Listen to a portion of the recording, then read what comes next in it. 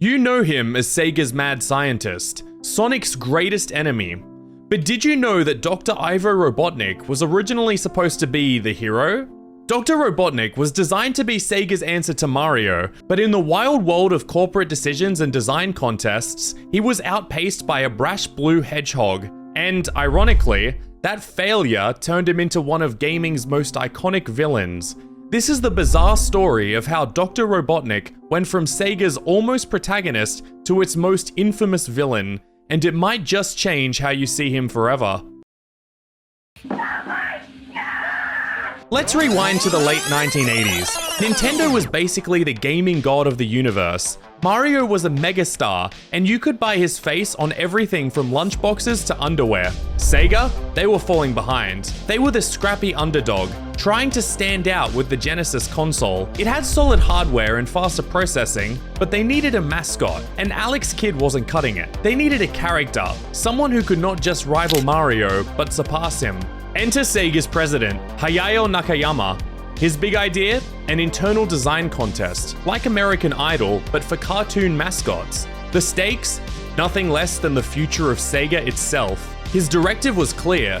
He wanted a character that could become a big hit in America, something with broad, Mickey Mouse-like appeal to boost the upcoming 16-bit Genesis console in the West. Sega staff were encouraged to submit character ideas individually or in small teams. In a short time, the R&D and art departments produced over 200 proposed mascot designs, and by March of 1990, Sega's top brass were reviewing the final pitches, with plans that the winning concept would move straight into development. The contest attracted many ideas from Sega's designers. Notable submissions included a rabbit that could grab objects with its extendable ears, an idea later recycled into another Sega game, an armadillo, whose concept would later inspire Mighty the Armadillo in the Sonic universe, a cartoon dog character, and, most interestingly, a roly-poly mustachioed man in pajamas. That pajama-clad character, drawn by Sega's top artist Naoto Oshima, had a big round belly, a bushy moustache, and wore a nightcap. In short, he looked like a genial old cartoon scientist who just rolled out of bed. It has been long speculated that this character's look was inspired by US President Theodore Roosevelt, but in an interview, Oshima said that the likeness was coincidental, not intentional, although the semblance is uncanny. Oshima believed that a great mascot should be two things: instantly recognizable and easy to draw. Kids love drawing circles, so an egg-shaped cartoon man with bold features certainly fits that criteria. This kindly-looking old man character was one of Sega's favorite ideas for their new hero. In fact, early on, although Sega Japan staff internally loved the Blue Bunny design, they found it hard to build a fun game around a rabbit picking things up. As that idea fell out of favor, Oshima's pajama-wearing man gained traction as a potential mascot. Inside Sega's AM8 development team, later known as the Sonic team, there were active discussions about using the mustachioed Eggman as the star. Sega management also showed interest.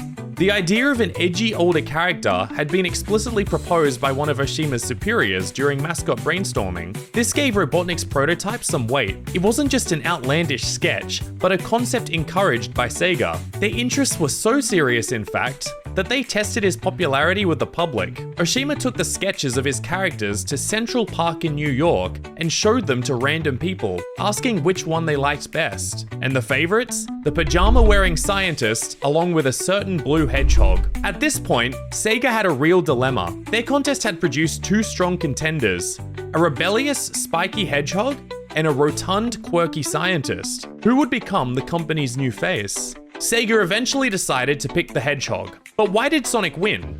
Why didn't the mustachio scientist get his chance as Sega's hero? There are three reasons for this. The first reason is speed. Yuji Naka, the programmer behind Sonic, had already built a prototype for a game where a character rolls and zips through levels at breakneck speed. A hedgehog made sense for that. A round scientist? Not so much. The second reason is the cool factor. Sega wanted someone with a 90s attitude. Mario's was welcoming and friendly, but Sega wanted their hero to be bold, edgy, and a little rebellious. Sonic's blue spikes, cocky smile, and red sneakers were perfect for that. The mustachioed scientist? Not so much. As Oshima explained, they wanted a character who wouldn't follow orders, and would always fight for what he believed in. An older, roly-poly man simply didn't fit that image as the face of Sega's brand. Internal discussions recognized that kids would gravitate to a more slick hedgehog in sneakers than a grumpy old inventor figure.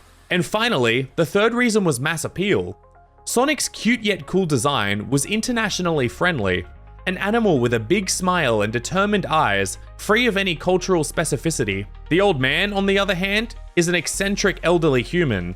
His appeal might be more niche or skew older. Sega reasoned that a colorful animal mascot would avoid any potential cultural or demographic disconnects. And so, the decision was made. The hedgehog would be Sega's new hero. But Sega had a saying, never waste a good idea. And so, instead of discarding the mustachioed scientist, they imagined him as something even greater, a villain. The transformation was simple but brilliant. The pajamas were swapped for a bold red military-style coat. His round, soft features were exaggerated into an egg-shaped menace. His cheery smile was replaced with a maniacal grin. He was no longer the hero.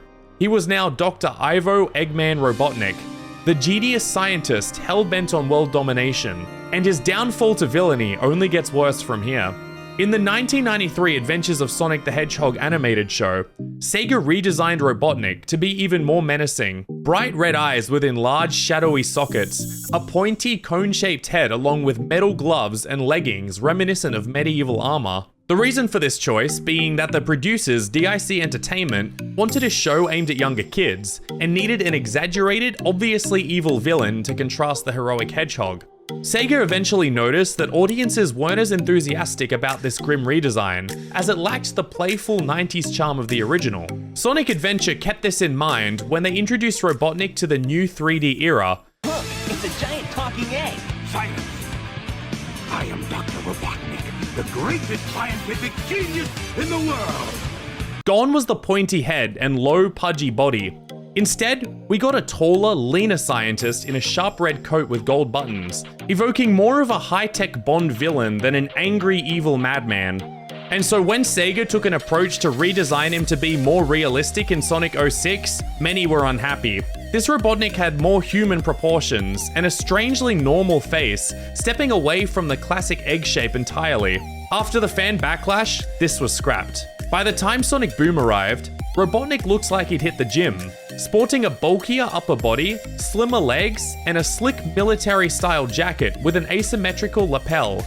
A choice driven by Western developers at Big Red Button, who wanted a stronger silhouette and a comedic action vibe. All of these ideas would be thrown out to make way for Sega's most modern look.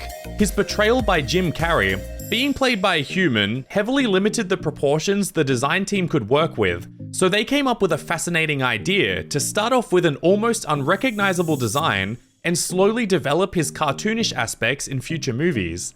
The idea being that this would portray Robotnik as more of a real-world threat. This gamble paid off, and Robotnik is now one of the most talked about villains in the world. A villain who is one of gaming's greatest what-ifs. In an alternate universe, Dr. Robotnik is the hero, possibly with kid-friendly gadgets, saving little critters from some other monstrous foe. Maybe Sonic is the wicked one, some unstoppable speed demon terrorizing the world. Maybe the series would be called Robotnik the Inventor or Eggman's Adventures, and we'd have plush toys of a round mustachioed scientist rather than a spiky hedgehog. Hard to believe, but it almost happened. One poll result, one executive decision, one small shift, and the entire Sega landscape changed. And with that, the greatest rivalry in gaming was born. The hero nobody picked had become the villain we all love to hate.